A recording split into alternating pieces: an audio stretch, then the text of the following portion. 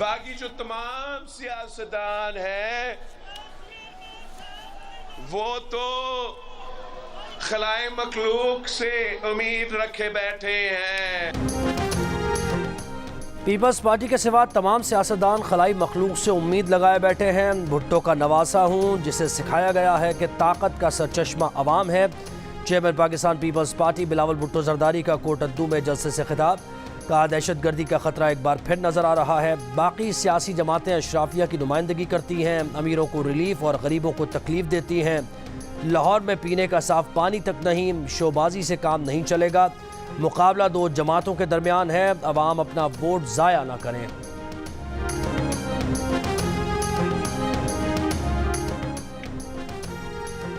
معلومات تک رسائی ہر شہری کا حق ہے اور معلومات ہی سے احتساب شروع ہوتا ہے۔ Chief justice of Pakistan justice قاضی فائز عیسیٰ کا سپریم کورٹ میں کورٹ رپورٹنگ ورکشاپ سے خطاب، کہا عدالتی کارروائی براہ راست نشر کرنے کی تجویز کی تمام ججوں نے تائید کی۔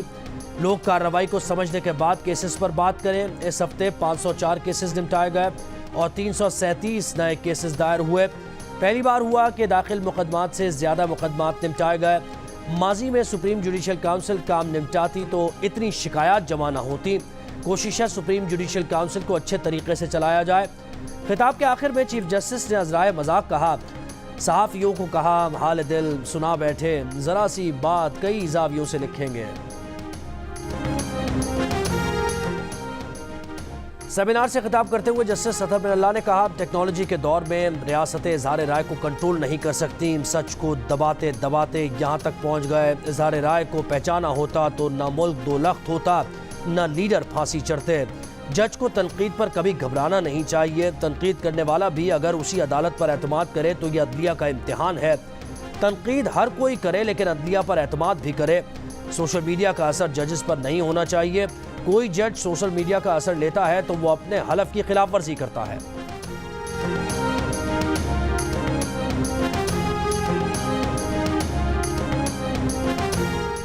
احتساب عدالت کے جج محمد بشیر کی طبیعت خراب، 24 جنوری سے 14 مارچ تک کو اپنی ریٹائرمنٹ تک چھٹی مانگ لی۔ اسلام آباد ہائی کورٹ اور وزارت قانون و انصاف کو خط لکھ دیا، کہا طبیعت کی ناسازی کے باعث ڈیوٹی انجام نہیں دے سکتے۔ جج محمد بشیر کی عدالت میں بانی پی ٹی آئی اور بشرا بی بی کے خلاف توشیخانہ 190 ملین پاؤنڈ کرپشن کیس، یوسف رضا گیلانی، زرداری، نواز شریف کے خلاف توشیخانہ کیس اور راجہ پرویز اشرف کے خلاف رینٹ پاور کیس زیر سماعت ہے۔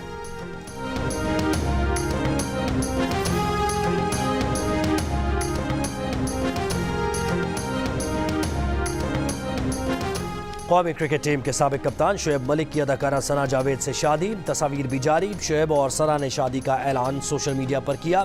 شادی میں شعیب ملک کے رشتہ داروں نے شرکت نہیں کی۔ شعیب کے خاندانی ذرائع کا کہنا ہے کہ خود انہیں بھی شادی کا سوشل میڈیا سے معلوم ہوا۔ اداکارہ ثنا جاوید نے سوشل میڈیا پر اپنا نام ثنا شعیب ملک کر دیا۔ سوشل میڈیا پر لوگوں کی شعیب ملک اور ثنا کو شادی پر مبارکباد۔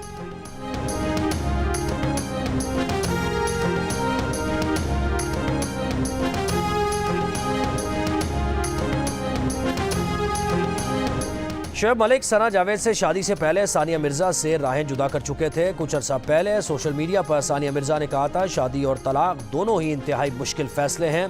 شعیب اور ثانیہ کے درمیان 2.5 سال سے کوئی رابطہ نہیں تھا۔ بیٹے کی سالگرہ پر بھی دونوں الگ الگ نظر آئے تھے۔ بھارتی میڈیا کا دعویٰ ہے کہ شعیب اور ثانیہ کے درمیان طلاق ہو چکی ہے۔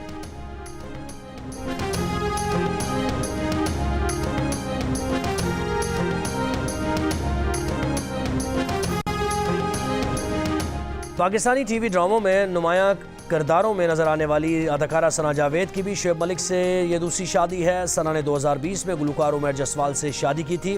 1 سال بعد ہی دونوں کے درمیان رنجش کی خبریں منظر عام پر آئیں۔ دونوں نے سوشل میڈیا اکاؤنٹ سے ایک دوسرے کی تصاویر بھی ڈیلیٹ کر دی تھی۔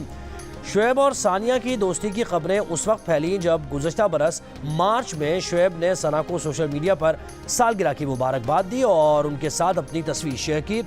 شعیب نے اس وقت بھی ثنا کا ساتھ دیا جب مبینہ طور پر ثنا کی اپنے جونیئرز اور میک اپ آرٹسٹ کے ساتھ بدسلوکی کی خبریں گردش میں تھیں۔ شعیب ملک نے پوسٹ کی تھی کہ وہ ثنا جاوید کو جانتے ہیں اور کہہ سکتے ہیں کہ وہ ان کے ساتھ اور اپنے اطراف موجود لوگوں کے ساتھ باادب اور وفادار ہیں۔ اداکارہ ثنا جاوید کو جیو کے ڈرامے خانی میں اپنے کردار پر لکس اسٹائل ایوارڈ کے لیے بھی نامزد کیا گیا۔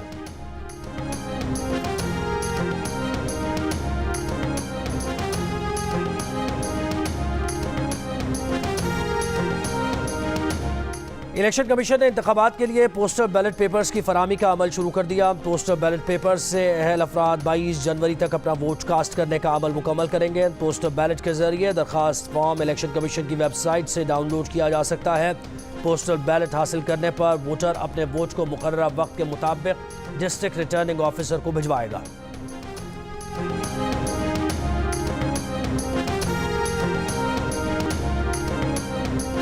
مسلم لیگ نون کے صدر شہباز شریف کہتے ہیں کہ الیکشن ملتوی کرانے کی کوشش کی گئی تو مزاحمت کریں گے۔ جیو نیوز کے پروگرام جرگہ میں بات چیت کرتے ہوئے انہوں نے کہا کہ ایران سے توقع نہیں تھی کہ وہ پاکستان کی فضائی حدود کی خلاف ورزی کرے گا۔ ہماری فورسز نے درست جواب دیا۔ ایران اور پاکستان دونوں دہشت گردی کا شکار ہیں، تاہم یہ معاملہ بات چیت سے حل ہو سکتا تھا۔ شہباز شریف کا انٹرویو آج رات 10 بجے ہیڈ لائنز کے بعد نشر کیا جائے گا۔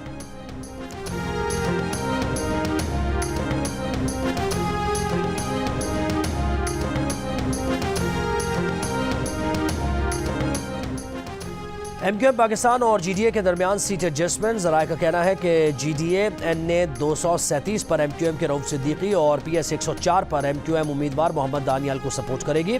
M Q M P S 105 پر جی ڈی اے امیدوار عرفان اللہ مروت کو سپورٹ کرے گی۔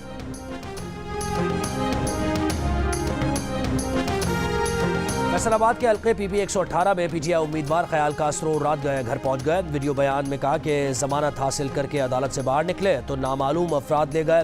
ضمانت کے کاغذات دیکھنے کے بعد چھوڑ دیا گیا۔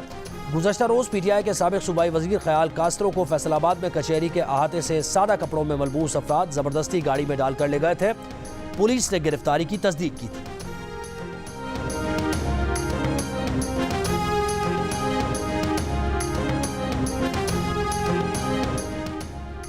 چیف الیکشن کمشنر کا لاہور میں پیپلز پارٹی کے انتخابی دفتر پر حملے کا نوٹس۔ لاہور میں پی پی 162 میں پیپلز پارٹی کے انتخابی دفتر پر پیٹرول بم پھینکنے کا مقدمہ درج۔ ایف آئی آر میں کہا گیا کہ نامعلوم افراد نے پیٹرول سے بھری بوتلیں لے کر دفتر پر حملہ کیا، آفس کے دروازوں اور بینرز پر پھینک کر آگ لگا دی۔ حملہ آور لاکھوں روپے مالیت کا سامان چوری کر کے لے گئے۔ گزشتہ روز پی پی 162 لاہور میں پیپلز پارٹی کے امیدوار منظر عباس کھوکر کے دفتر پر صبح سویرے حملہ کیا گیا تھا۔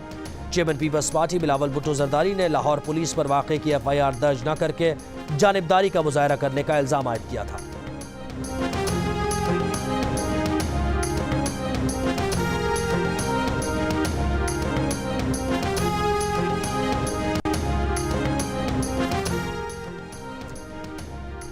نون لیگ کے محسن شاہنواز رانجھا کا این اے 83 اور 85 سرگودہ میں انتخابات ملتوی کرنے کا فیصلہ واپس لینے کا مطالبہ کا تحقیقات میں ثابت ہو چکا کہ آزاد امیدوار صادق علی کے انتقال کا جعلی سرٹیفکیٹ جمع کرایا گیا۔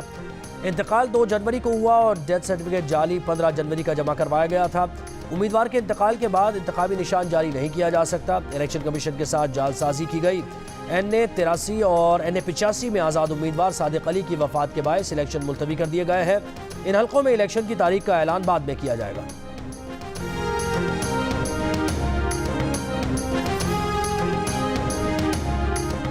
پنجاب میں شدید سردی کی لہر بچوں کے لیے جان لیوا ثابت ہونے لگی۔ گزشتہ 24 گھنٹے میں پنجاب میں نمونیا سے مزید 10 بچے انتقال کر گئے۔ جنوری کے 20 دنوں میں نمونیا سے جاں بحق بچوں کی مجموعی تعداد 172 ہو گئی۔ محکمہ صحت پنجاب کے مطابق 24 گھنٹوں میں نمونیا کے مزید 668 کیسز سامنے آئے۔ سال کے پہلے 20 دنوں میں نمونیا سے 7700 سے زائد بچے متاثر ہو چکے۔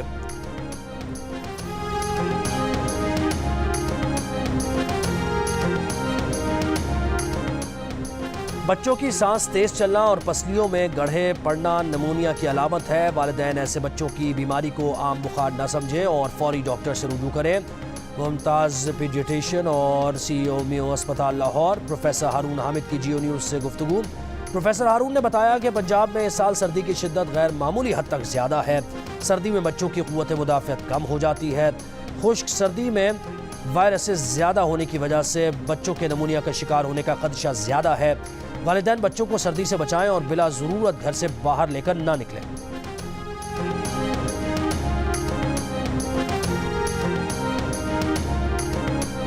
دھند میں کمی کے بعد ملکی فلائٹ آپریشن بحال۔ کوئٹہ اور کراچی سے نجی ایئر لائن کی پروازیں اسلام آباد روانہ۔ صبح شدید دھند کے باعث 35 ملکی اور بین الاقوامی پروازیں منسوخ کی گئیں۔ 8 متبادل ایئرپورٹس پر منتقل۔ منسوخ پروازوں میں کراچی سے اسلام آباد اور اسلام آباد سے گلگت کی پروازیں شامل۔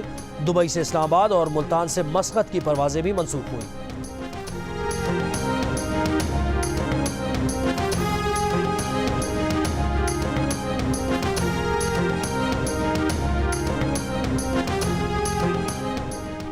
بلوچستان کے مختلف شہروں میں گرج چمک کے ساتھ بارش، سردی میں اضافہ۔ کوئٹہ میں بارش کے بعد پارہ -1 ڈگری ہو گیا۔ تربت، دشت، بلیدہ میں بھی سردی بڑھ گئی۔ صوبے کے شمالی اضلاع میں موسم شدید سرد رہنے کا امکان۔ پنجاب میں لاہور اور دیگر شہروں میں دھند کا راج۔ لاہور میں سورج کی جگہ بادلوں نے لے لی۔ سردی کی شدت میں اضافہ۔ شہر میں درجہ حرارت 6 روز سے 4 ڈگری سینٹی گریڈ پر برقرار۔ دن کے اوقات میں بھی درجہ حرارت معمول سے کم رہنے کی پیش گوئی۔ محکمہ موسمیات کے مطابق پنجاب کے بیشتر اضلاع میں دھند اور اسماگ برقرار رہے گی۔ پنجاب میں سردی کے باعث گیس کی طلب کئی گنا بڑھ گئی۔ مختلف شہروں میں گیس پریشر کا بحران، کمپریسر کے استعمال نے صورتحال سنگین بنا دی۔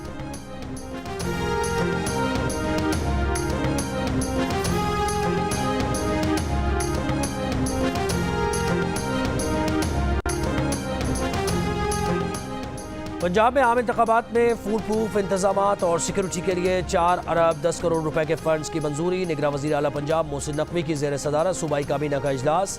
نگراں وزیر اعلیٰ محسن نقوی نے کہا کہ پرامن ماحول کے لیے الیکشن کمیشن سے بھرپور تعاون کریں گے۔ فری اینڈ فیئر الیکشن ہر صورت یقینی بنایا جائے گا۔ امیدواروں کو جلسہ کرنے، بینرز اور پوسٹرز لگانے کی اجازت ہوگی۔ قومی اداروں کے خلاف تقاریر پر کارروائی کی جائے گی۔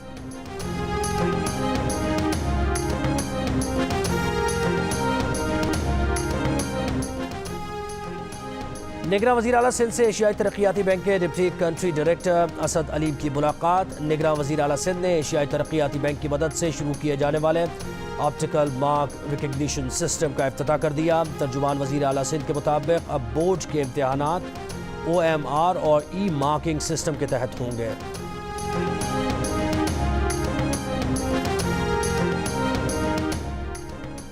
وزیر مذہبی امور انیق احمد کا کہنا ہے کہ معاشرے کو رہنے کے لائق بنانے کے لیے عفو و درگزر سے کام لینا چاہیے۔ آج دین سیکھنا ہماری ترجیحات میں شامل نہیں رہا۔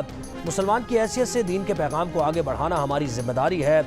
Saint Patrick cathedral church Karachi میں بین المذاہب ہم آہنگی کانفرنس سے خطاب میں انہوں نے کہا کہ غیر مسلم اقلیتیں پاکستان سے باہر اس کا روشن چہرہ اجاگر کریں۔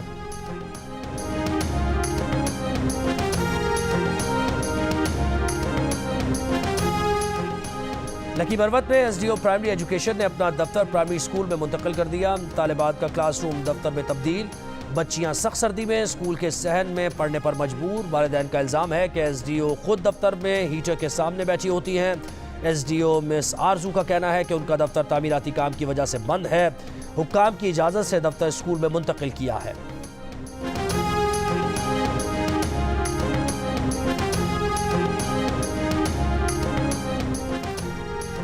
کراچی کے اتحاد ٹاؤن سے کل عدم تحریک طالبان پاکستان کا مطلوب دہشت گرد گرفتار۔ بارودی مواد برآمد۔ ملزم کا ساتھیوں سمیت 2011 میں عبداللہ شاہ غازی کے مزار پر حملے کی کوشش کا اعتراف۔ رینجرز ترجمان کے مطابق ملزم کراچی میں دہشت گردی کا نیٹ ورک منظم کرنے کے ارادے سے آیا تھا۔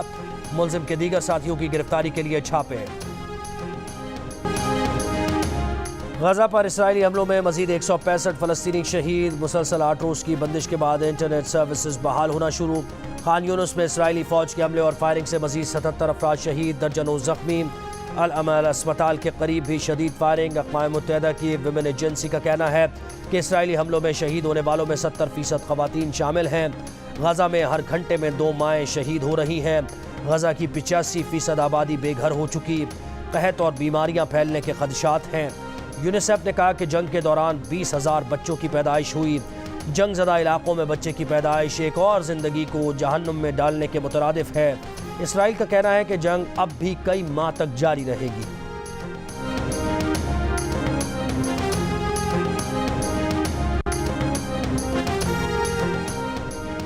شام کے دارالحکومت دمشق میں عمارت پر اسرائیلی میزائل حملہ، 5 افراد ہلاک۔ ایرانی پاسداران انقلاب گارڈز کی حملے میں انٹیلیجنس چیف، ان کے ڈپٹی سمیت 4 ایرانی ملٹری ایڈوائزرز مارے جانے کی تصدیق۔ عمارت شامی حکومت کے حامی ایرانی ایڈوائزرز کے زیر استعمال تھی۔